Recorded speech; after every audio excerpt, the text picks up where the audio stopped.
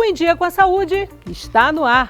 Hoje vamos falar sobre saúde do homem. Saiba tudo sobre esse tema em uma entrevista com um grande especialista. Continue assistindo, que é hora de ficarmos bem informados.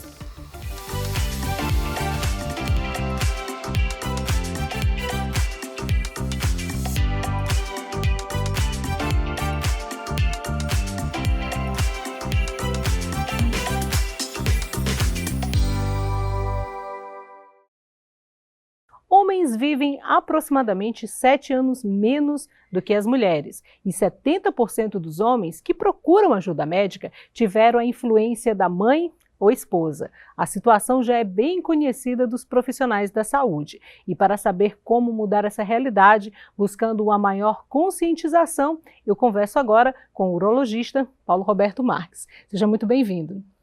Muito obrigado, é um prazer estar aqui presente no programa da TV UFMA, né? Aqui agradeço especialmente à Associação Médica Maranhense, que foi quem nos trouxe aqui, né? Nos direcionou o convite, a quem a gente agradece, e é um grande prazer estar aqui levando esse assunto do Novembro Azul adiante, né? Para que os homens possam estar se conscientizando da importância de cuidar da própria saúde. Então, temos muitos assuntos para tratar, né, para trabalhar, mas eu queria que o senhor falasse primeiro qual é a especialidade do urologista, ele trata quem? A urologia, ela é uma especialidade que ela, basicamente, ela delimita dois pontos, o sistema reprodutor masculino e o trato urinário.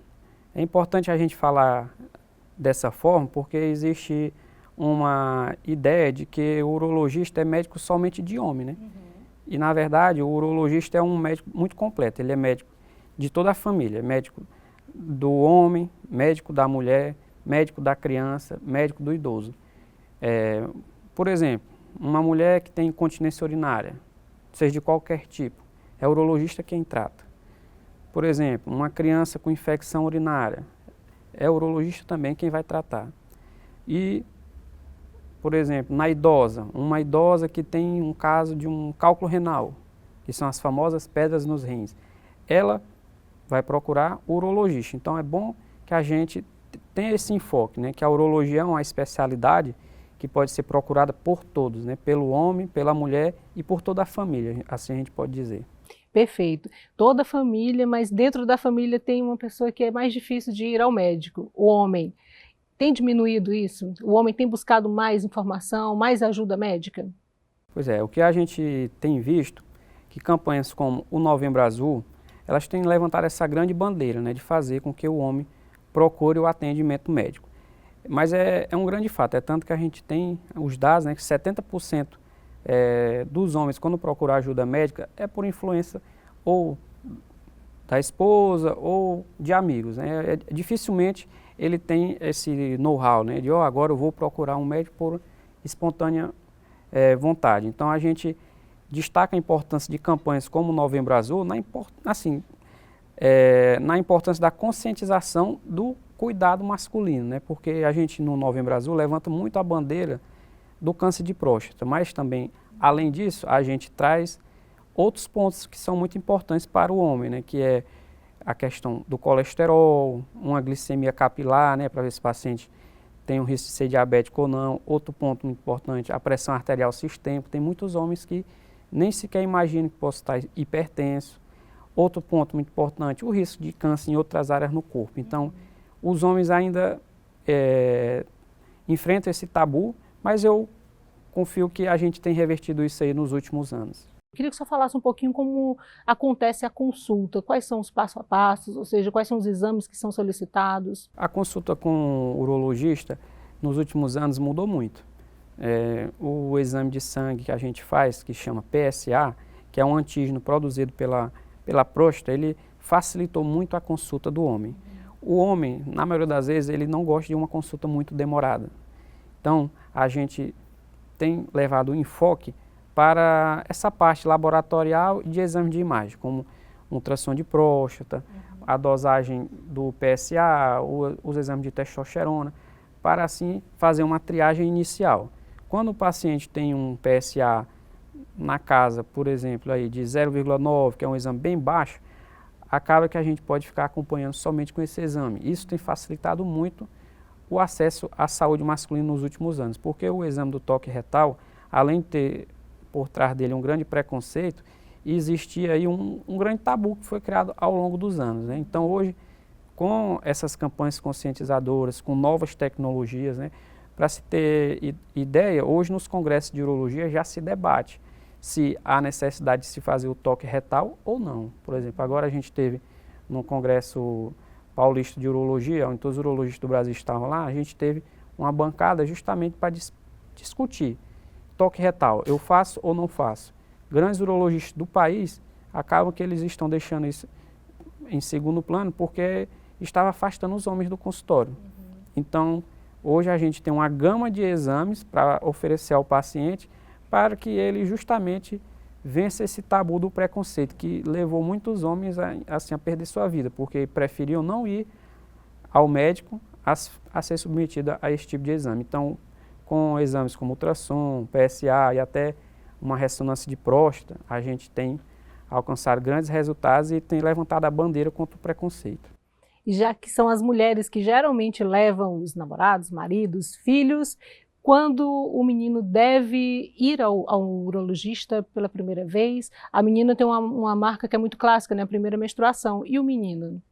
O menino, quando a família começa a perceber que ele tem aquele estirão, a gente tem que ficar acompanhando para ver se está acontecendo um crescimento normal dos testículos, o crescimento normal do pênis, se está acontecendo a elevação de hormônios como a testosterona. Também é importante para a gente orientar sobre problemas como o HPV, também orientar sobre a vida sexual, sobre o desejo, né? Também auxiliar a família aí no planejamento familiar. Então, aí nessa casa também, entre 11 e 12 anos, que é o que a gente chama de puberdade, a gente vai ter, assim, o acompanhamento desse adolescente, né? É importante, porque o que acontece muito? A testosterona, que é um hormônio que chama muita atenção, na criança o valor dela é muito baixo. Ela é em torno de 50 até 100 no homem. Quando o homem entra na puberdade, ele tende a subir. Então, ela vai subir ali para 500, 600. Então, a gente tem que ver se esse hormônio está elevando para ver se esse desenvolvimento está sendo adequado. Então, é fundamental o acompanhamento com o urologista nessa etapa do desenvolvimento. Você falou de um ponto muito importante, que é a vacina do HPV. Para os meninos, ela também é obrigatória? É obrigatória, sim, porque no homem tem um fator muito interessante. A vacinação do HPV, ela vai ser fundamental para prevenir problemas relacionados ao câncer de pênis. É importante que a gente deixe bem claro que o câncer de pênis, na nossa realidade aqui no Maranhão, ainda é muito prevalente. No mundo todo, o Maranhão é o local, por 1000 habitantes, onde mais tem a prevalência desse tipo de problema. Impressionante. É impressionante. E o principal fator de risco é o HPV. O HPV é associado a um problema muito comum também do adolescente, que a gente precisa... foi até bom falar disso, porque a gente não pode deixar de falar esse ponto, que é a fimose. A fimose, que é aquela pele que recobre a glande, quando um paciente tem uma fimose associada com HPV, o risco dele vir a ter um problema de câncer no pênis é muito grande. Então, a pessoa que está olhando isso agora tem que ter isso em mente, né? Que o adolescente precisa ter esse cuidado com a fimose, que é uma cirurgiazinha muito simples, e o cuidado de ter a vacina do HPV. Juntando esses dois, o paciente ganha um fator de proteção a mais e aí, com certeza, o risco dele vir a ter um câncer vai ficar muito baixo. Doutor, tem a questão também da higiene, né? A falta de higiene associada a tudo isso que o senhor falou também potencializa um problema de saúde, né? Exatamente. É importante a gente relembrar que o Novembro Azul, ele é um mês de combate ao câncer de próstata e de conscientização sobre a prevenção na saúde masculina, né? Então, levando isso em consideração, a gente não pode esquecer da importância da higiene íntima, né? Que é outro fator muito importante na prevenção desse problema do câncer de pênis. Como é que deve ser feita essa higienização, né? Essa higienização deve ser feita sempre que o homem for tomar banho, né? Ele vai higienizar o seu órgão íntimo com sabão, né? Um sabão não precisa ser uma coisa extraordinária, não. Pode ser um sabão de coco, um sabão neutro, até o sabonete do banho, né? Do dia a dia. Então é super importante, sim, que se tenha uma higiene adequada da região. Tem também a questão do uso do preservativo, né? O não uso está diretamente relacionado à possibilidade de ISTs, né? Exatamente. O preservativo, ele é uma grande bandeira contra problemas de saúde, né? É importante que a gente relate aqui as infecções sexualmente transmissíveis, né? A gente tem o HIV, tem gonorreia, tem clamídia, tem a sífilis. São problemas que são preveníveis, né? E o preservativo, o uso da camisinha, é super importante. A gente sempre tem levantado essa bandeira. Outro ponto é reduzir o número de parceiras, né? O que a gente vê é que quanto maior o número de parcerias na relação sexual, é a maior chance de você vir a ter um problema de saúde relacionada a essas ISTs. Então, é super importante que a gente levante essa bandeira também do uso do preservativo, né? O sexo desprotegido, a gente tem aqui uma realidade muito perigosa. A gente tem altos níveis de contaminação pelo HIV, altos níveis de contaminações por um problema de saúde como é a sífilis. Outro ponto muito comum, a gonorreia, são situações comuns no dia a dia. A gente costuma brincar no consultório que quem vê cara não vê AIDS. Então, é super importante a gente ter esse cuidado para que esse tipo de problema de saúde não seja propagado. Doutor, um tema muito interessante, na verdade todo o tema, mas eu queria voltar nesse ponto das ISTs, das infecções sexualmente transmissíveis, no próximo bloco. Nós vamos para um rápido intervalo, voltamos já já.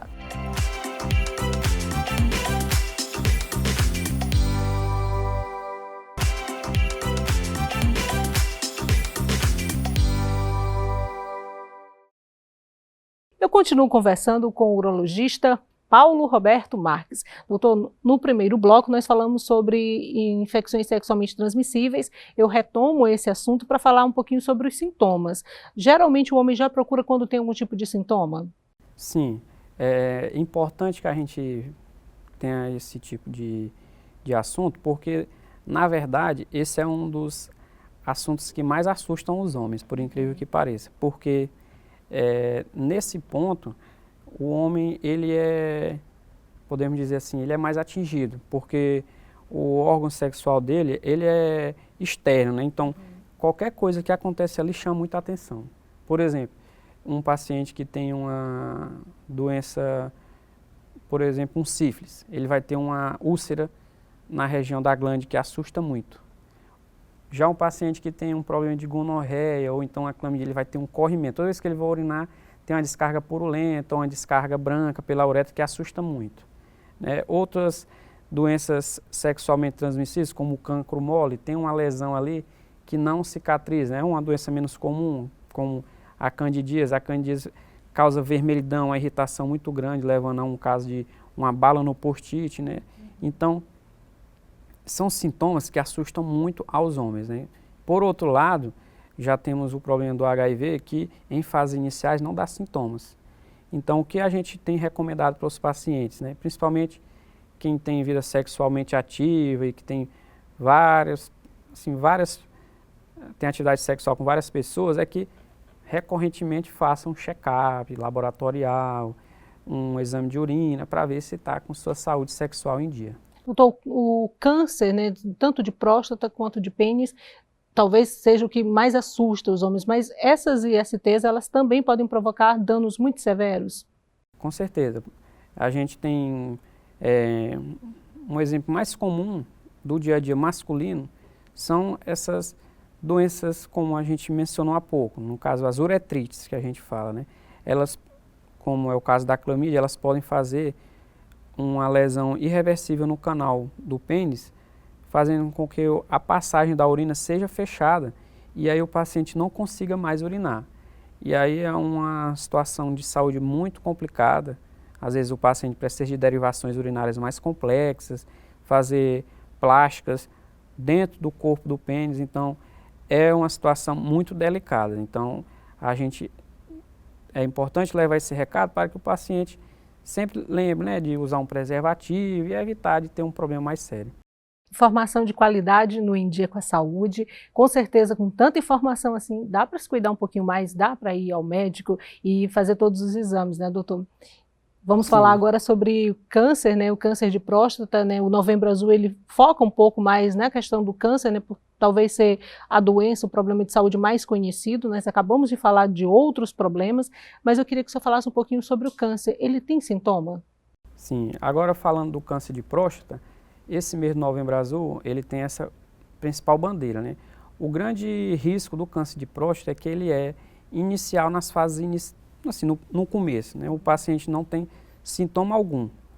Geralmente a próstata é pequena, o paciente não tem problema para urinar, não perde potência sexual, e aí acaba que ele não sente dor, contrastando com já quando o câncer é muito avançado. Quando é muito avançado, o paciente tem muita dor óssea, não consegue urinar direito, urina sangue, é um contraste muito grande, né? Ela vai desde um momento aqui que ela é assintomática até uma fase muito avançada, que são sintomas muito severos, né? Contrastando com o início, né? O paciente tem uma doença localizada, o ideal é que ele resolva o mais rápido possível, porque assim ele vai minimizar os riscos de ter um tratamento adicional, como a quimioterapia ou radioterapia, vai diminuir o risco de ficar usando fralda, o risco dele vir a ficar impotente quanto à questão sexual. Então, quanto mais cedo o paciente descobre esse problema, mais rápido ele fica curado e com menor morbidade. O que é a morbidade? É a chance do paciente vir a ter um problema de saúde após o tratamento. O câncer de pênis também, ele é silencioso. A princípio, não tem nenhum sintoma. O câncer de pênis, ele já é aparentemente assintomático, mas ele tem uma marca característica que o paciente às vezes negligencia porque ele pensa que é uma coisa comum. O que é que marca o câncer de pênis? É uma cicatriz, na verdade, não uma cicatriz, uma ferida no pênis que não cicatriza.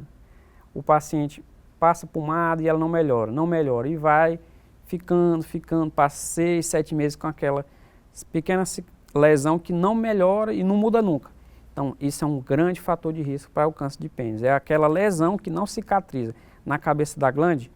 Com certeza você tem que procurar o urologista para fazer uma biópsia e descartar a possibilidade de ter um câncer. Doutor, informações muito importantes, né? Nós falamos anteriormente sobre a questão das amputações, elas estão diretamente relacionadas ao agravamento do câncer? Sim, por isso que é bom que quem esteja vendo isso, que tem uma ferida que não está cicatrizando, procure o médico imediatamente. O tratamento, por exemplo, do câncer de pênis é o melhor tratamento para exemplificar como é o tratamento de um câncer para um paciente.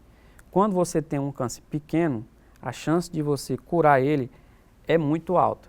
E assim, quando ele vai avançando, a chance de você ser curado vai diminuindo e o problema é que o tratamento vai avançando. Exemplo, o paciente que tem uma pequena lesão no prepúcio, qual é o tratamento desse câncer? É fazer somente uma postectomia, que é você tirar aquela pele doente.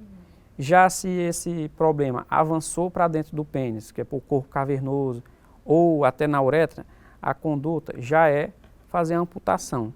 Então, não tem por que o paciente ficar sofrendo com isso em casa. Uma vez que uma lesão pequena, você retira somente ela e o paciente está curado. E aí, uma vez que ela avança, o paciente, infelizmente, pode ser necessário fazer uma amputação do seu pênis. E além disso, além do paciente ser amputado do pênis, que já tem um trauma psicológico muito grande pela questão social, questão sexual, ele ainda tem um risco de vir até a óbito por causa disso. Porque além do câncer comprometer a estrutura principal, ele pode comprometer as inervações, as drenagens linfáticas, né? Ele pode comprometer os linfonodos e aí invadir os linfonodos e após a invasão dos linfonodos ele pode invadir uma artéria, uma veia e causar grande problema para o paciente. Olha, depois dessas explicações não é possível, né? Já está todo mundo aí, principalmente os homens, pensando no agendamento da consulta, que deve acontecer todos os anos.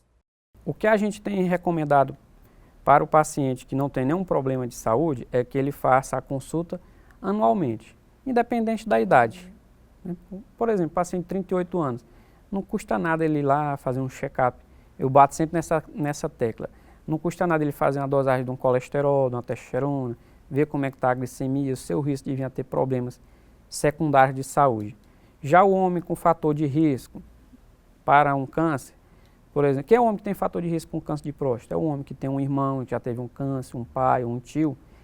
Anualmente também a consulta. O homem, idealmente, ele poderia consultar com o urologista anualmente para fazer suas rotinas e assim, se for o caso, ser direcionado para outros médicos. Doutor, eu queria falar sobre a questão do crescimento da próstata. Ela vai acontecer em todos os homens a partir do momento que eles começam a envelhecer ou acontece só em alguns?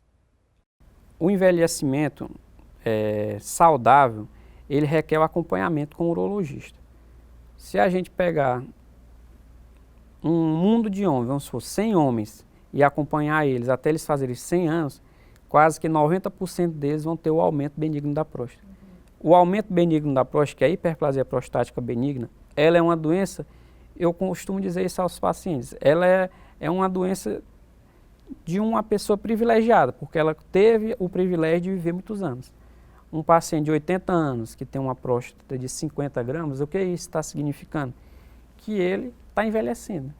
Então, como é que ele tem que se preocupar com isso? A gente vai ver se ele está tendo sintoma urinário, se ele está urinando devagar, se a urina está vindo cortada, se ele acorda muito à noite para ir ao banheiro, para assim fazer o tratamento. É muito importante que a gente tenha isso em mente. A hiperplasia prostática benigna é uma doença do envelhecimento masculino. Ela não oferta risco de vida ao paciente se ela está sendo tratada adequadamente.